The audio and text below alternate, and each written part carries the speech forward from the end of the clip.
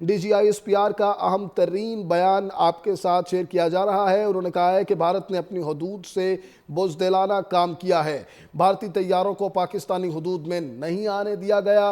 भारत ने अपनी हदूद से बुज़दिलाना हमला किया है। D G I S P R का अहम बयान भी आ चुका है। इस हवाले से उन्होंने कहा कि भारत ने पाकिस्तान में अपनी कार्रवाई करके इंतहाई बुज़दिली का मुजाहिरा किया है।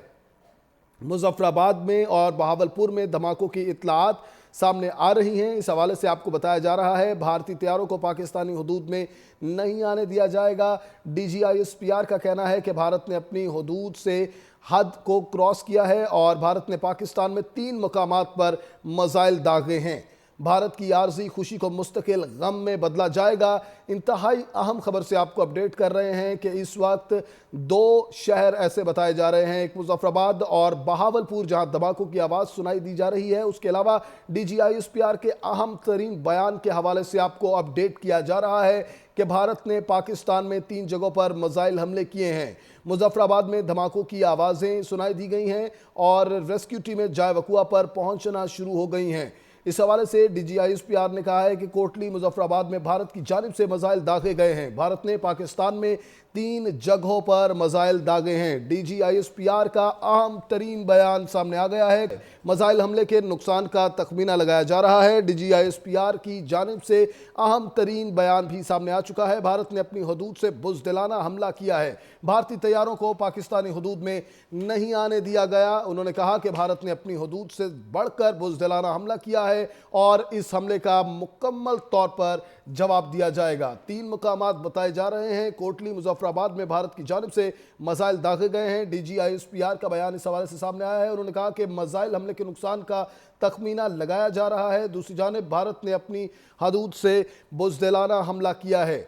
D G I S P R ने कहा कि भारत की आर्जी खुशी को मुकम्मल तौर पर गम में तब्दील कर दिया जाएगा। पाकिस्तान वक्त का तयन करके भरपूर जवाब देगा। उन्होंने कहा कि इस हमले का भरपूर जवाब दिया जाएगा। भारत ने पाकिस्तान में 3 जगहों पर मिसाइल दागे हैं। कोटली मुजफ्फराबाद में भारत की जानिब से मिसाइल दागे गए हैं और भारतीय तैयारों को पाकिस्तानी हदूद में नहीं आने दिया गया।